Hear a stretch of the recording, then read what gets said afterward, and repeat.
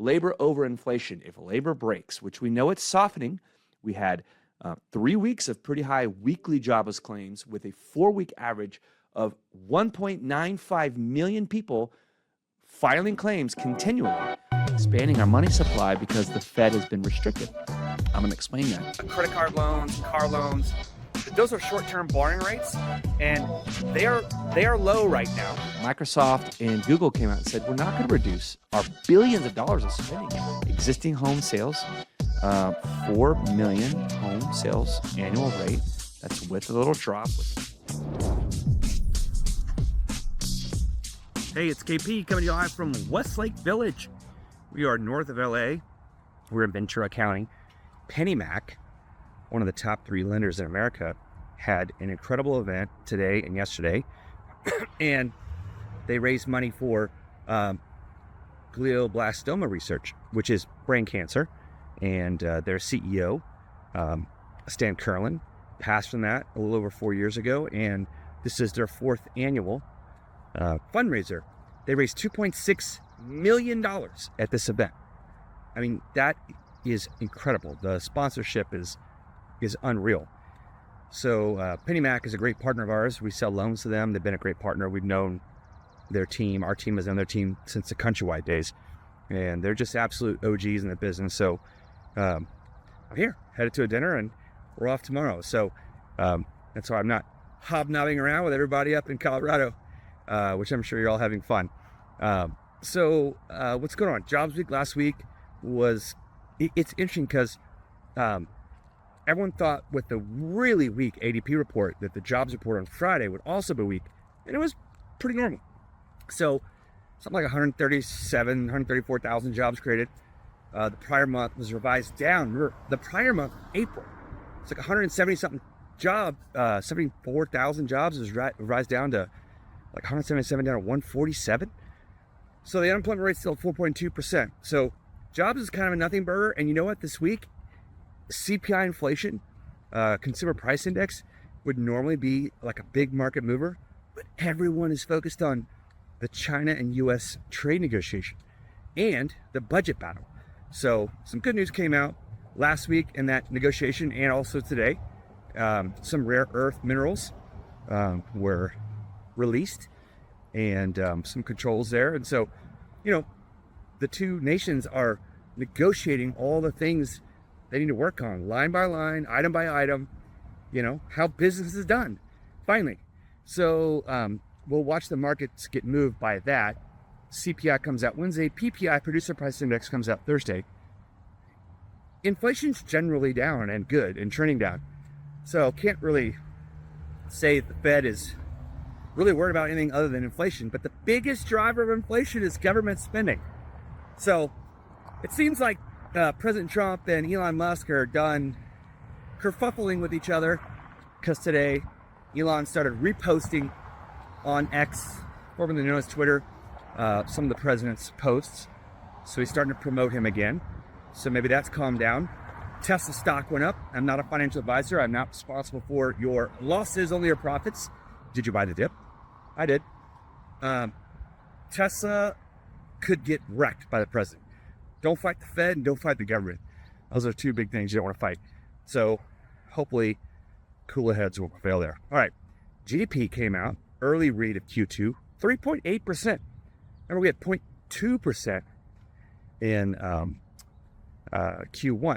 And that was mostly because of the trade imbalance and so many goods being pulled forward in fear of higher prices with potential tariff increases. So 0.2 plus 3.8 divided by 2, we're 2% GDP. If you average that out, that's just a steady grower. Under 2 is a declining economy. Over 2 is a growing economy. So we all focus on the budget and what will get passed. Will debt go up? I'll give you an example of how much debt and deficit there is in Treasury issuance and what's going on with that. Pre-pandemic, we had, $20 billion in 10-year treasuries being auctioned at Treasury auction. We had a big Treasury auction this week. And now we have something like $42 billion in 10-year treasuries being auctioned. So there's just a lot more for the markets to swallow. But banks are flush with cash. There's no systemic risk from banks, and that's a big driver of whether the Fed is going to cut if they feel like there's a liquidity crunch in the system. And so far, even though treasuries are being issued at a higher amount, the bondinistas, all the institutional traders, banks, they're buying and demanding a higher rate, but we're in a pretty normal range. So, we're kind of between 450 and 440 right now. So rates are just kind of sitting around. Not great rates, not bad rates, but business is steady. So, we wait for the budget, which will probably get passed by July 4th. So we can have the one big beautiful holiday and bill passed. And we'll look at inflation and see if the Fed is data dependent. We have a Fed meeting coming up, so we're going to keep an eye on that. And that's it. So everyone enjoy end of season shows like this one here. I mean, it's absolutely beautiful, gorgeous day here. There's mountains in the background. We're not too far from the Kobe crash site, and going to enjoy a dinner with the PennyMac team and get ready to go home tomorrow and stop traveling for work for a month. So I know a lot of people are done traveling really this week. So congrats to all of you for conference season and surviving. And let's go home and focus on our families and our kids and get hunkered down for the summer and get tan and work our asses off. Cheers. Hey, it's KP coming to you live from Corona, California. Can't believe it, back at the desk. Lots to talk about. Oh, awful news coming out of India. Another Boeing setback.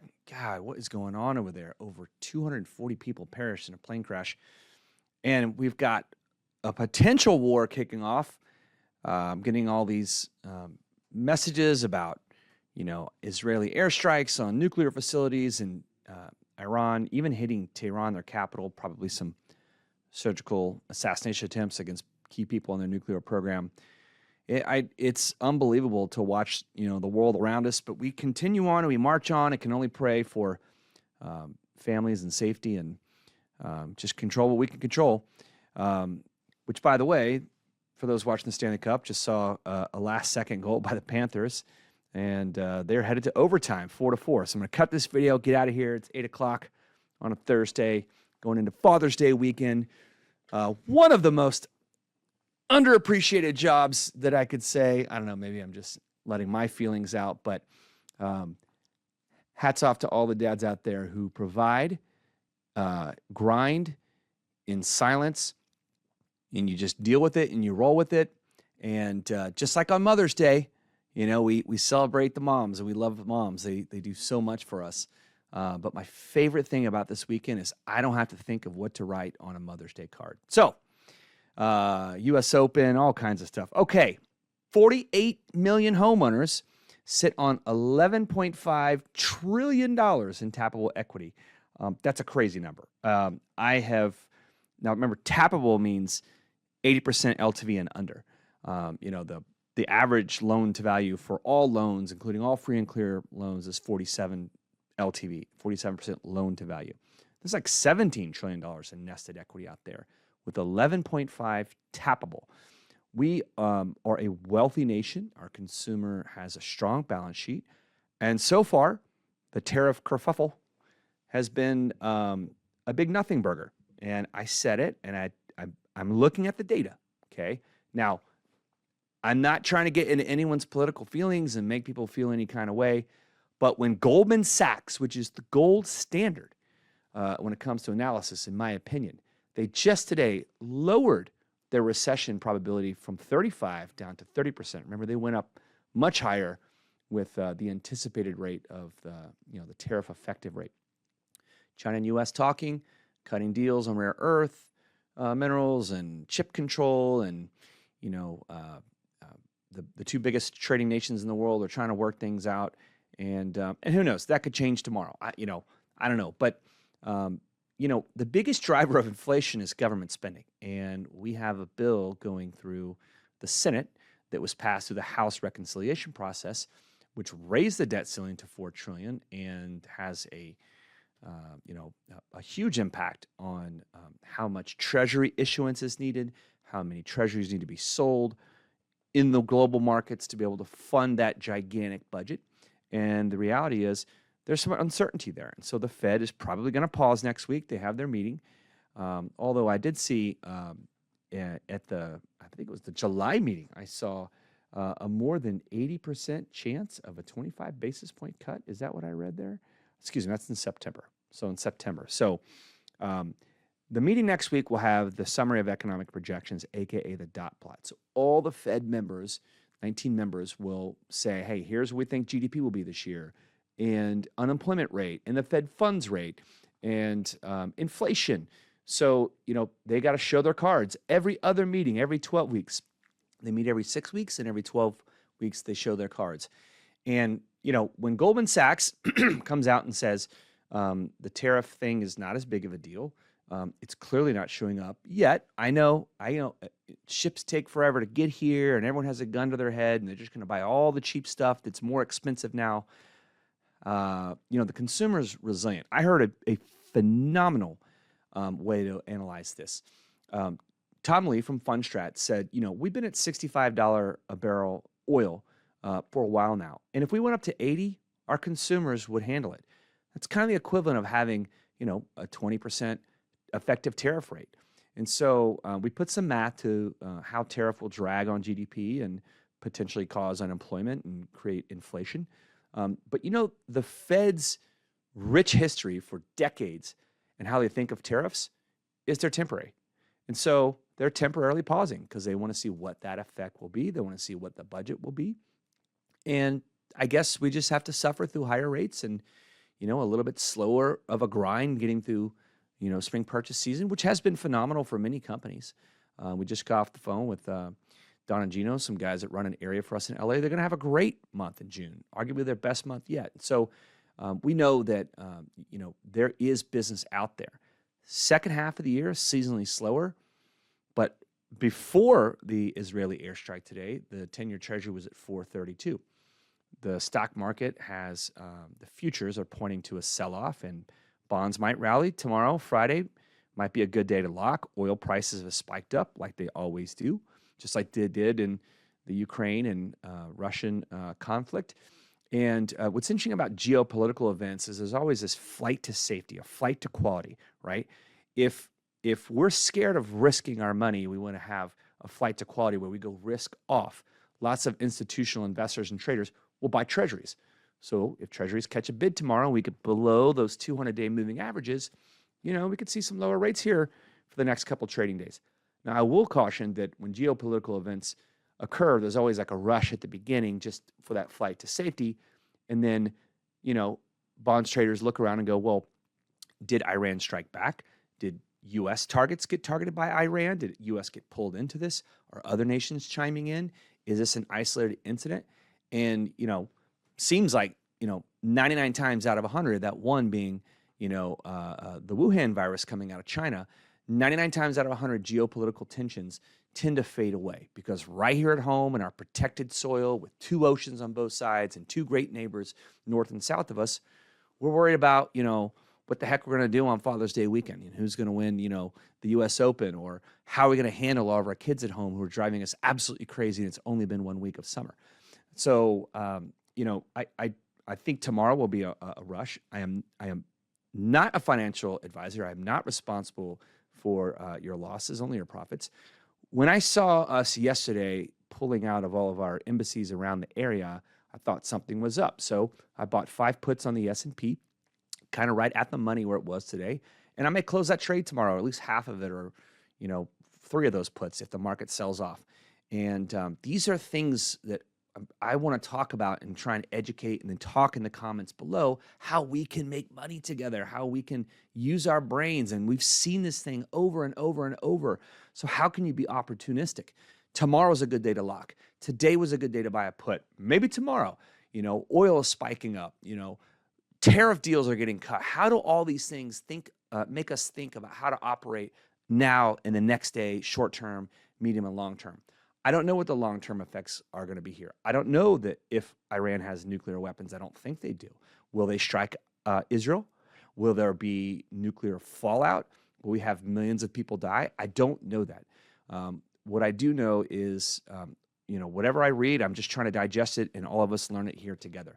And what else I read today, speaking of DC, is unanimously the House Financial Services Committee passed on a 46-0 vote the trigger lead bill, Home Buyers Privacy Protection Act of 2025.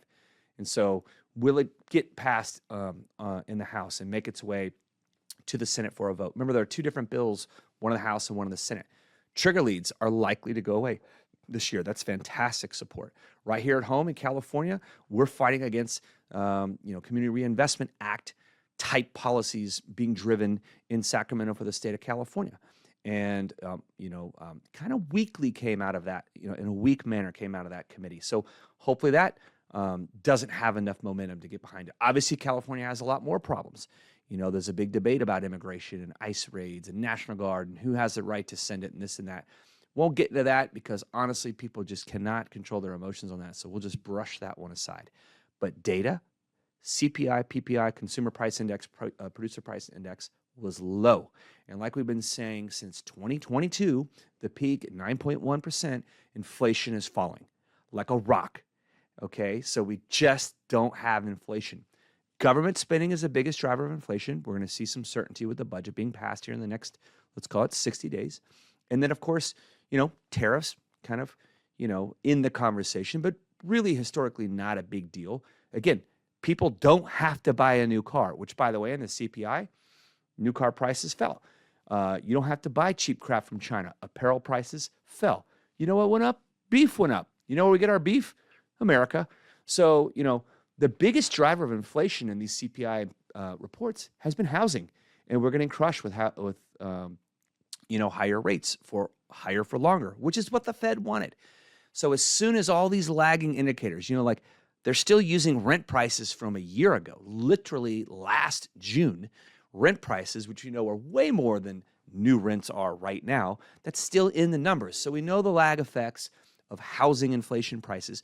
We know that that's working its way through the system because the data shows us. The data shows us that housing and auto insurance and all these big components have been coming down. So I'm not spiking the football and saying, hey, we're there on tariffs. Of course, there could be more deals and an effective rate be higher than what we think. But when I see Goldman Sachs say, yeah, we don't think it's that big of a deal. In fact, they raised their GDP target by 25 basis points. They do have unemployment at 4.4%. We sit at 4.2%, which the last Fed dot plot said is where we would be at the end of this year. Labor over inflation. If labor breaks, which we know it's softening, we had 3 weeks of pretty high weekly jobless claims with a 4-week average of 1.95 million people filing claims continually. We know that there's some softening in labor. And so is there some distortion from the 22,000 government jobs that have been let go? Is there distortion in the data? Yes, there always is. But, labor is the bigger deal to drive whether we are going to break into a recession. This, this is what a soft landing looks like. We've been in a soft landing for a while, according to what the Fed wants. Although in housing and manufacturing, we've been very recessionary for years. So what else is there to talk about before I roll on out of here and let you have your weekend back? I would tell you that the Fed Beige Book, 9 of 12 Fed districts are weakening. So they have data right in front of them showing that there is softening in their economy. $80 oil, I think we can handle it, just so I couldn't handle some stuff. The Fed always thinks there's a 25% chance of recession at all times. So 30% from Goldman is a nothing burger. So sorry for one of my longer videos, but we are going to roll into this weekend and pray for peace and pray for calmer heads to prevail. And we'll just control what we can control. And in this summer, hopefully it's spending some time with family. The trade show circuit is over officially for the summer. I'm sure there'll be some things in August, like the California MBA's Western Secondary, a decades-long storied tradition. Hopefully you can make it there. It's a fantastic event. And a lot of cool stuff coming up in the fall. Already booking things for, I just booked my hotel for Housing Wire gathering next April because it's in Austin. So have a wonderful weekend. Go Panthers. Had season tickets for 4 years. I hope they win again. Have a great weekend. Cheers. You've been listening to KP Talks Dollars and Cents, a top-rated show for those who want to learn about the economy and mortgage environment. Tune in each week for more episodes. And and please leave us a 5-star review on Apple Podcasts and Spotify. Kevin Perenio does not render or offer to render personalized investment or tax advice through KP Talks Dollars and Cents. The information provided is for informational purposes only and does not constitute financial, tax, investment, or legal advice. For more info, follow KP Talks Dollars and Cents on all of our social channels.